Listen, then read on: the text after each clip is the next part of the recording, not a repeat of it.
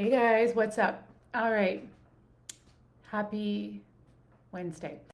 So you guys, as you know, we do one of these every week, and I post a poll the day before. What would you most like to hear about? And this week, you guys voted to hear about nature's Ozempic, and I'm glad because this is a big topic.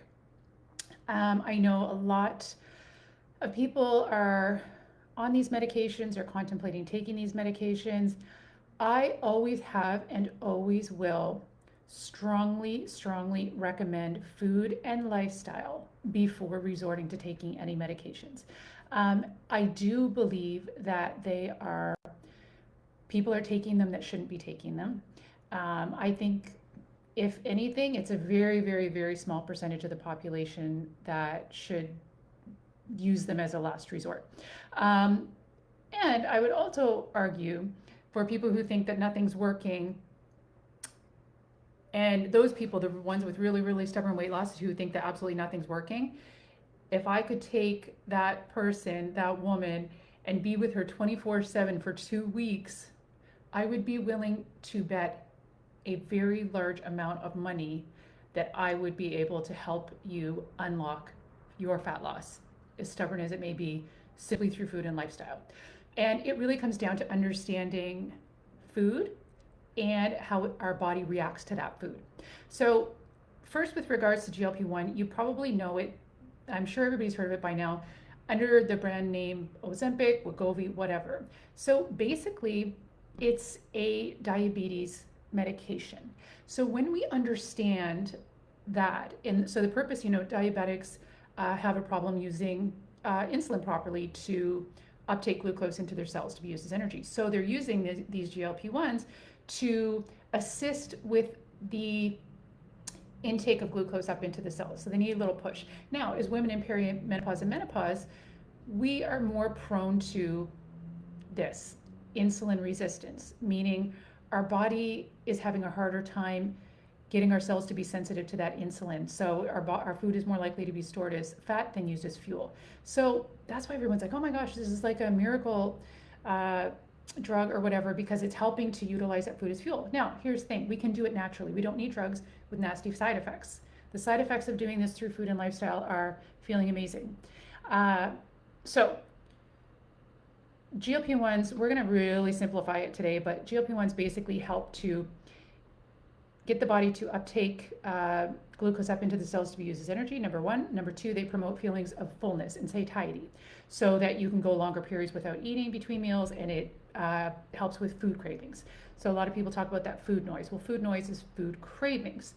Food can absolutely 100% do the same things, in particular two foods. One of those is protein. So protein stimulates this hormone. This GLP-1 is a hormone. So protein helps to stimulate the release of that.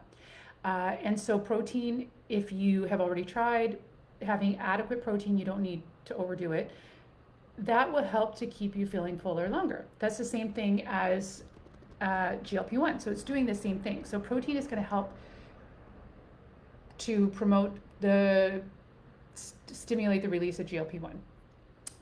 So here's how much you want to be having in a perfect world. Aim to have 30 grams of protein 3 times a day, breakfast, lunch, and dinner. That's going to keep you feeling full between meals so you can get to your next meal. And it's also going to help to balance your blood sugar. That's also what GLP-1s help you do, balance your blood sugar. So 30 grams of protein 3 times a day is going to do a similar thing. Now, there's another biggie that also helps to promote the secretion of GLP-1, and that is our friend fiber. So fiber, especially because it feeds gut health, our gut health is the command center for everything. That helps with hormonal regulation. It helps with everything. You got to dial that in. You got to dial in the gut health. And so fiber feeds our healthy gut microbiome. And like, this stuff doesn't sound sexy, right? But it works. Like, do you want a fancy, slick marketing label, or do you want the results? Because this is the stuff that works.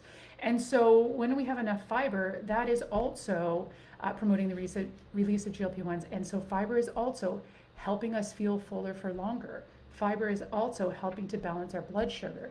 And most women are not getting enough fiber per day. especially as we're in perimenopause and menopause. This is super, super, super important to feed the breeding ground to have everything working properly. And so when we got protein and we got fiber that are nature's Ozempic. They're helping to stimulate the release of that hormone GLP-1. Now, here's even better. When you put them together, this amplifies the effect. So you got protein and you got fiber in the same meal. You are amplifying the release of GLP-1. So you are naturally helping your body to utilize your food as fuel properly. You're naturally balancing your blood sugar, and you are naturally promoting feelings of feeling full. And so that's going to prevent overeating, and that's going to prevent food cravings, the food noise. And a lot of times people think they have emotional eating issues because it's emotional, and there is a percentage of people that have that, but a lot of it is simply because you're not balancing your blood sugar properly and you're not getting enough food. And that's why you're thinking about food all the time, because your body is looking for what it never got. So make sure you're eating enough at your meals. Again, protein and fiber together amplify the production of GLP-1. So it's going to help you use your food as fuel better, so it's not stored as fat, and it's going to help you balance your blood sugar so you're not feeling tired or having cravings or reaching for food to bring your energy levels back up. So that's going to help with that, and it's going to help you get to your next meal feeling nice and satiated. So I hope that helps you guys. So 30 grams of protein 3 times a day, 30 grams of fiber a day.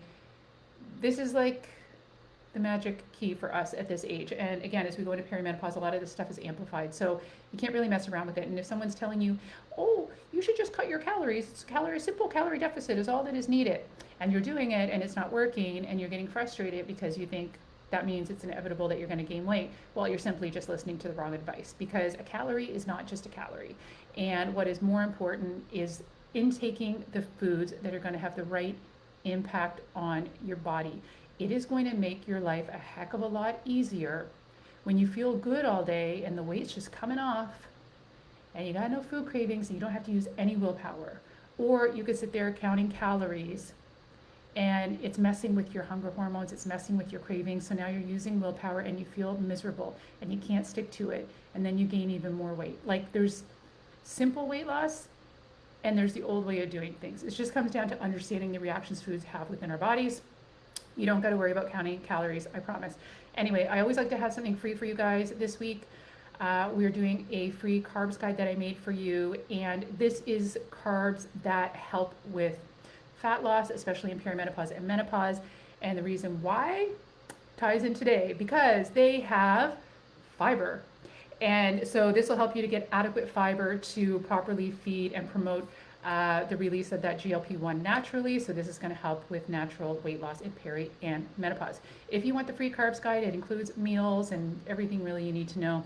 Just comment below carbs and I'll send it to you, or you can send me a DM. And also, as of right now, I have it at the first link in my bio. You can grab it for free there as well. Anyway, hope that helps you guys. And yeah, fiber and protein, my friends. Have a good day. Bye.